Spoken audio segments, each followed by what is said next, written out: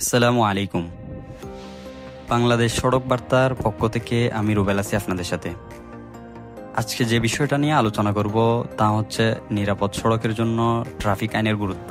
আমরা প্রথম পর্বে 1 থেকে 3 পর্যন্ত জানতে পেরেছি, আর বাকিগুলো আমরা এই পর্বের মধ্যে আলোচনা করার চেষ্টা করব ইনশাল্লাহ। 4th নম্বর হচ্ছে যে পরিবেশ রক্ষা।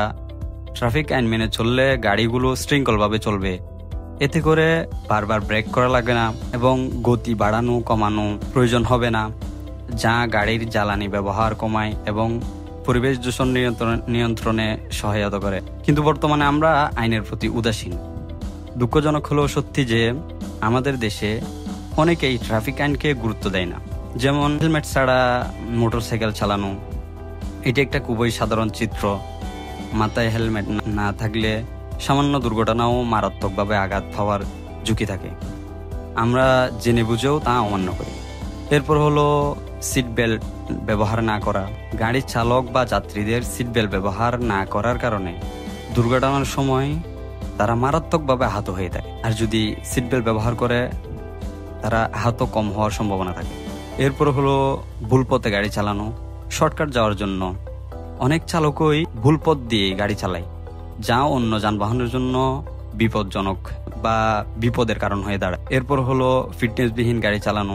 অনেক পুরানো ও ফিটনেসবিহীন গাড়ি সড়কে চলে, যা যে কোনো সময় বড় দুর্ঘটনার কারণ হতে পারে। আমাদের দেশে তো এই ধরনের যানবাহনের পরিমাণ অনেক বেশি। ঢাকা শহরে যত লোকাল বাসগুলো চলাচল করে, সন্ধান নিলে দেখা মিলবে তাদের বেশিরভাগই পুরনো এবং ফিটনেসবিহীন। এই সমস্যাগুলোর সমাধান চাইলে সরকারকে ট্রাফিক আইনের কঠোর প্রয়োগ নিশ্চিত করতে হবে। পাশাপাশি জনগণের মধ্যে সচেতনতা বৃদ্ধি করার জন্য বিভিন্ন প্রচারণার প্রয়োজন করতে পারে।